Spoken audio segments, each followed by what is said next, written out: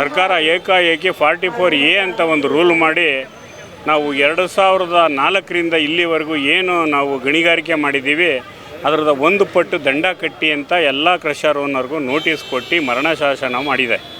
ಅದ್ರ ವಿರುದ್ಧ OTS ವಿರುದ್ಧ ನಮ್ಮದು ಹೋರಾಟ. ಇದರಿಂದ ನಮ್ಮ ಧ್ವನಿ ಸರ್ಕಾರಕ್ಕೆ ಮುಟ್ಟಬೇಕು ಅಂತ. ಯಾಕಂದರೆ ಒಬ್ಬ ಕ್ರಷರ್ ಓನರು ಆಗಲೇ ಇದನ್ನು ಸರ್ಕಾರಿ ಇದನ್ನು ತಾಳಲಾರದೆ ಸತ್ತೋಗಿದ್ದಾನೆ. ಹೀಗೆ ಇನ್ನೂ 2-3 ಸಾವಿರ ಕ್ರಷರ್ ಓನರ್ಗಳಿದ್ದಾರೆ. ಒಬ್ಬೊಬ್ಬರಾಗಿ ಈ ಸರ್ಕಾರದ ನೀತಿ ಧೋರಣೆ ತಾಡಿನಾರದೆ ಎಲ್ಲರೂ ಸಾಯಬೇಕಾಯ್ತದೆ ಅಂತ 44A ಏನು ಮಾಡಿದೆ ಆ ರೂಲ್ಗೆ ಎಗೇನೆಸ್ಟ್ ಆಗಿ ನಾವು ಇವತ್ತು ಬೃಹತ್ ಪ್ರತಿಭಟನೆ ಕರ್ನಾಟಕ ರಾಜ್ಯಾದ್ಯಂತ ಇರತಕ್ಕಂಥ ಕ್ರಷರ್ ಓನರ್ಗಳೆಲ್ಲ ಇಲ್ಲಿ ಬಂದು ಸಾಂಕೇತಿಕವಾಗಿ ಒಂದು ದಿವಸ ಮಾಡ್ತೀವಿ, ಸರ್ಕಾರಕ್ಕೆ ಗಡುವು ಕೊಡ್ತೀವಿ. ಅದಕ್ಕೂ ಕೇಳಲಿಲ್ಲ ಅಂತ ಅಂದರೆ ಅನಿರ್ದಿಷ್ಟ ಕಾಲ ನಾವು ಬಂದ್ ಮಾಡ್ತೀವಿ. ಈ ಟೈಮಲ್ಲಿ ಈಗ ಇಡೀ ರಾಜ್ಯದ ಎಲ್ಲ ಕ್ರಷರ್ ಓನರ್ಗಳು ಇಲ್ಲಿ ಫ್ರೀಡಮ್ ಪಾರ್ಕಲ್ಲಿ ಭಾಗವಹಿಸಿದ್ದಾರೆ. ನಮ್ಮ ಕೂಗು ಸರ್ಕಾರಕ್ಕೆ ಮುಟ್ಟಿಸ್ಬೇಕು, ಮುಖ್ಯಮಂತ್ರಿಗೆ ಮುಟ್ಟಿಸ್ಬೇಕು ಅನ್ನೋದೇ ನಮ್ಮ ಉದ್ದೇಶ. OTSನ ತೆಗೆದುಹಾಕೋ ಗಂಟ ಹೋರಾಟ ನಿಲ್ಲಲ್ಲ, ಸ್ಟ್ರೈಕ್ ನಿಲ್ಲಲ್ಲ ಅಂತ ಈ ಸಂದರ್ಭದಲ್ಲಿ ನಿಮ್ಗೆ ಹೇಳ್ತೀವಿ. ಇಲ್ಲ, ವಿರೋಧ ಪಕ್ಷದ ಎಲ್ಲ ನಾಯಕರನ್ನು ಭೇಟಿಯಾಗಿದ್ದೀವಿ. ನಮ್ಮ ಇಲಾಖೆಗೆ ಸಂಬಂಧಪಟ್ಟಂಥ ಏನು ಸನ್ಮಾನ್ಯ ದಾವಣಗೆರೆ ಗಣಿ ಮಂತ್ರಿ ಮಲ್ಲಿಕಾರ್ಜುನ ಸರ್ ಅವ್ರನ್ನೂ ಸಹ ಭೇಟಿಯಾಗಿದ್ದೀವಿ.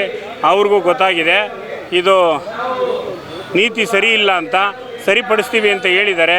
ಅದಕ್ಕೆ ಇವಾಗ ಸೆಷನ್ ನಡೀತಾ ಇದೆ, ರೈಟ್ ಟೈಮು. ನಾವು ಒಂದು ವಾರ ಟೈಮ್ ಕೊಡ್ತೀವಿ. ಅದಕ್ಕೆ ಸ್ಪಂದಿಸ್ತಿಲ್ಲ ಅಂದರೆ ಅನಿರ್ದಿಷ್ಟ ಕಾಲ ಅವಧಿವರೆಗೆ ನಾವು ಸರ್ಕಾರದ ಎಚ್ಚರಿಕೆ ಕೊಟ್ಟು ಸರ್ಕಾರಕ್ಕೆ ಬಂದ್ ಮಾಡ್ತೀವಿ.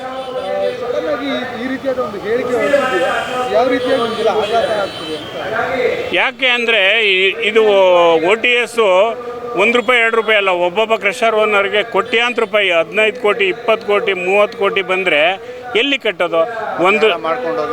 ಒಂದು ಲೀಸ್ನ 4 ಜನ 5 ಜನಕ್ಕೆ ಲೀಸ್ ಕೊಟ್ಟಿದ್ದಾರೆ ಸರ್ಕಾರ. ಫಾರಮ್ ಹಾಕಿದೆ. ನಮಗೆ ಕೊಡಬೇಕಂದ್ರೆ ಫ್ರೀಸ್ ಲೆವೆಲ್ಲು ಅಂತ ಹೇಳ್ಯಾರ. ನಾವು 2 ವರ್ಷ 3 ವರ್ಷದಿಂದ ಆ ಕ್ವಾರಿನ ಉಪಯೋಗಿಸ್ತಿದ್ದೀವಿ. 2004ರಿಂದ ಹೊಡೆದಿರೋರ್ದೆಲ್ಲ ಈಗಿರ್ತಕ್ಕಂಥವ್ರು ತಲೆ ಮೇಲೆ ಹಾಕಿ OTS ಅಂತ ಮಾಡಿ 44A ರೂಲ್ನ ತಂದಿದ್ದಾರೆ. ಅದ್ರ ವಿರುದ್ಧ ಎಲ್ಲ ಕ್ರಷರ್ ಓನರ್ಗಳು ಹೋರಾಟ. ಅನಿರ್ದಿಷ್ಟ ಕಾಲ ಮುಷ್ಕರ. ಸರ್ಕಾರಕ್ಕೆ 8 ದಿವಸ ಟೈಮ್ ಕೊಡ್ತೀವಿ, ಆಗಲಿಲ್ಲ ಅಂದರೆ ಮುಷ್ಕರ ಮಾಡ್ತೀವಿ. ಈ ಒಂದು ಮುಷ್ಕರ ನಡೆಯುತ್ತಿರುವಂಥ ಕಾರಣ ಬಂದು ಇತ್ತೀಚೆಗೆ ನಮ್ಮದು ಹೆಚ್ಚು ಕಮ್ಮಿ ಒಂದು 50-60 ವರ್ಷದಿಂದ ಗಣಿಗಾರಿಕೆ ಮಾಡ್ಕೊಂಡು ಬಂದಿದ್ದೀವಿ. ಅವತ್ತಿನಿಂದ ವರ್ಷದಿಂದ ವರ್ಷಕ್ಕೆ ಸರ್ಕಾರದ ಅಧಿಕಾರಿಗಳು ಏನಿದ್ದಾರೆ ಅವರೆಲ್ಲ ರೀತಿ ಸರ್ವೆ ಮಾಡಿ ಅವ್ರೇನು ನಮಗೆ ಡಿಮ್ಯಾಂಡ್ ನೋಟಿಸ್ ಕೊಟ್ಟಿದ್ರು ಅದರಂತೆ ರಾಜಧನ ಪಾವತಿ ಮಾಡಿಸ್ಕೊಂಡು ಬರ್ತಾ ಇದ್ದೀವಿ. ಇತ್ತೀಚೆಗೆ ಸರ್ಕಾರದಲ್ಲಿ ಕೆಲವೊಂದು ದ್ವಂದ್ವ ನೀತಿಗಳ ತಿದ್ದುಪಡಿ ಮಾಡಿ ಕೆಲವರು ಯಾರೋ 2-3 ಅವರ ಸ್ವಾರ್ಥಕ್ಕೋಸ್ಕರ ಆ್ಯಕ್ಟನ್ನ ಬದಲು ಮಾಡಿಸಿ ಇಷ್ಟು ವರ್ಷ ಅವ್ರು ಮಾಡಿರೋದೇ ತಪ್ಪು ಅನ್ನೋ ರೀತಿಯಲ್ಲಿ ಡ್ರೋನ್ ಸರ್ವೆ ಮಾಡಿ, ಸ್ಯಾಟಲೈಟ್ ಸರ್ವೆ ಮಾಡಿ ಒಂದೇ ಸರಿಗೆ ಎಲ್ಲ ಕಲ್ಲು ಗಣಿ ಮಾಲೀಕರಿಗೆ ಕೋಟಿಗಟ್ಟಲೆ ದಂಡವನ್ನು ವಿಧಿಸಿದ್ದಾರೆ. ಇದರಿಂದ ಸುಮಾರು ಜನ ಈಗ ಕಳೆದ ನನ್ನ ಉದ್ಯೋಗ ಮಿತ್ರರೊಬ್ಬರು ಆತ್ಮಹತ್ಯೆ ಕೂಡ ಮಾಡ್ಕೊಂಡಿದ್ದಾರೆ. ಈ ವಿಷಯದಿಂದ ಎಲ್ಲರಿಗೂ ಇದೊಂದು ಆಘಾತ ಅಂತಲೇ ಹೇಳ್ಬೋದು. ಇಷ್ಟು ವರ್ಷ ಮಾಡಿದ್ದವರೆಲ್ಲ ತಪ್ಪು, ಅಧಿಕಾರಿಗಳು ಮಾಡಿದ್ದಂಗೆ ಅದೇ ಸರ್ವೆ ಅದೆಲ್ಲ ತಪ್ಪು. ಅವ್ರೇನು ಡಿಮ್ಯಾಂಡ್ ನೋಟಿಸ್ ಕೊಟ್ಟಿದ್ದಾರೆ ಅದ್ರ ಪ್ರಕಾರ ನಾವು ಇಷ್ಟುವರೆಗೂ ಕಟ್ಕೊಂಡೇ ಬಂದಿದ್ದೀವಿ. ಬಟ್ ಇದೊಂದು ದ್ವಂದ್ವ ನೀತಿ ಈಗ ಶುರುವಾಗಿದೆ, ಅದರಿಂದ ಈ ಒಂದು ಮುಷ್ಕರ ನಡೆಸ್ತಾ ಇದ್ದೀವಿ. ಇದೊಂದೇ ಅಲ್ಲದೆ ಈಗ ನಮಗೆ ದಿನನಿತ್ಯ ಮನುಷ್ಯನಿಗೆ ಏನು ಬೇಕು, ಆಹಾರ, ನೀರು, ಇದೆಲ್ಲ ಎಷ್ಟು ಮುಖ್ಯನೋ ಅದೇ ರೀತಿ ಜಲ್ಲಿ, ಮರಳು ಇದು ಕೂಡ ಬಹಳ ಒಂದು ಇನ್ಫ್ರಾಸ್ಟ್ರಕ್ಚರ್ಗೆ ಮುಖ್ಯವಾದ ಒಂದು ವಸ್ತು. ಇದನ್ನು ಸರ್ಕಾರ ಅರ್ಥನೇ ಮಾಡ್ಕೋತಾ ಇಲ್ಲ. ಇವತ್ತು ನೀವು ಯಾವ ಸರ್ಕಾರಿ ಕಚೇರಿ ಆಗಲಿ ಅಥವಾ ಒಂದು ಪ್ರೈವೇಟ್ ಸೆಕ್ಟರಲ್ಲಾಗಲಿ ಒಂದು ಕೆಲಸ ತಗೋಬೇಕು ಅಂದರೆ ಮಿನಿಮಮ್ PUC ಬೇಕು, ಡಿಗ್ರಿ ಬೇಕು ಅಂತ ಹೇಳ್ತಾರೆ. 10,000 15,000 ಸಂಬಳ ಕೊಡ್ತಾರೆ. ನಮ್ಮ ಒಂದು ಸಂಸ್ಥೆಗಳಲ್ಲಿ ಏನಾಗುತ್ತೆ, ಜಲ್ಲಿ ಕ್ರಷರಲ್ಲಿ ಕಲ್ಲು ಗಣಿಗಳಲ್ಲಿ ಅವನು ಓದಿರಲಿ ಬರದೇ ಇರಲಿ ಅದನ್ನೇನು ನೋಡೋಲ್ಲ. ಮಿನಿಮಮ್ ವೇಜಸ್ಸು ಕಾರ್ಮಿಕ ಇಲಾಖೆ ಏನು ಫಿಕ್ಸ್ ಮಾಡಿದೆ ಅದಕ್ಕಿಂತ ಹೆಚ್ಚಾಗಿ ಇವತ್ತು ನಾವು ಸಂಬಳ ಒಂದು ಕೊಡ್ತಾ ಇದ್ದೀವಿ. ಇಫ್ ಸಪೋಸ್ ನಾವು ಮನೆಯಲ್ಲೂ ಕೂಡ ಏನಾದರೂ ಖರ್ಚಿಗೆ 500,000 ಕೇಳಿದ್ರು ಇರಮ್ಮ ಬರ್ತೀವಿ ಅಂತ ಹೇಳಿ ಬರ್ತೀವಿ. ಆದರೆ ಮನೆಯಲ್ಲಿ ಅಷ್ಟು ಕಟ್ಟುನಿಟ್ಟಾಗಿರ್ತೀವಿ. ಕೆಲಸದ ಸಮಯದಲ್ಲಿ ಡ್ರೈವರ್ಗಳಾಗಲಿ ಲೇಬರ್ಸ್ ಆಗಲಿ ಏನಾದ್ರು ದುಡ್ಡು ಬೇಕು ಅಂದರೆ ಫಸ್ಟ್ ಅವ್ರಿಗೆ ಆದ್ಯತೆ ಕೊಡ್ತಾಯಿವಿ. ಇದನ್ನು ಯಾರೂ ನಮಗೆ ಸರ್ಕಾರ ಗಮನಿಸ್ತಾ ಇಲ್ಲ. ಲಕ್ಷಾಂತರ ಜನಕ್ಕೆ ನಾವು ಉದ್ಯೋಗ ಕೊಟ್ಟಿದ್ದೀವಿ, ಕೋಟಿಗಟ್ಟಲೆ ಸಾಲ ಮಾಡಿದ್ದೀವಿ, ಬಡ್ಡಿ ಕಟ್ತಾ ಇದ್ದೀವಿ.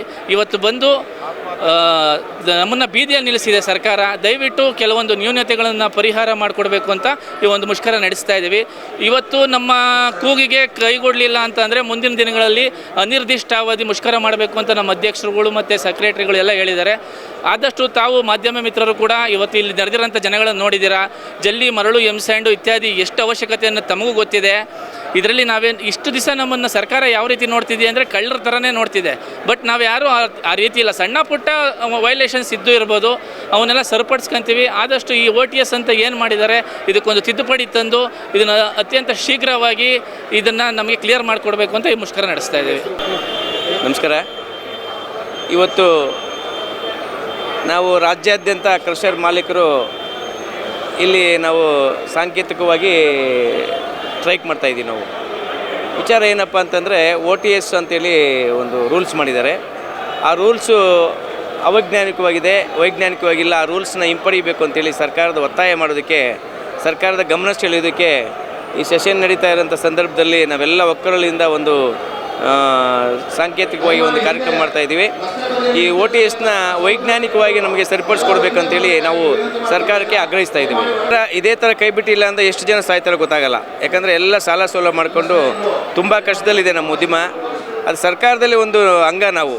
ಹಾಗಾಗಿ ನಮಗೆ ಸರ್ಕಾರ ಮುಂದೆ ಬಂದು ಗಣಿ ಮಂತ್ರಿಗಳು ಮತ್ತು ಮುಖ್ಯಮಂತ್ರಿಗಳು ಮುಂದೆ ಬಂದು ನಮ್ಮ ಏನು ಇಲ್ಲಿ OTS ಪ್ರಾಬ್ಲಮ್ ಇದನ್ನು ಸರಿಪಡಿಸ್ಬೇಕಂತೇಳಿ ನಿಮ್ಮ ಮುಖಾಂತರ ನಾನು ಕೇಳ್ಕೊತಾ ಇದ್ದೀನಿ.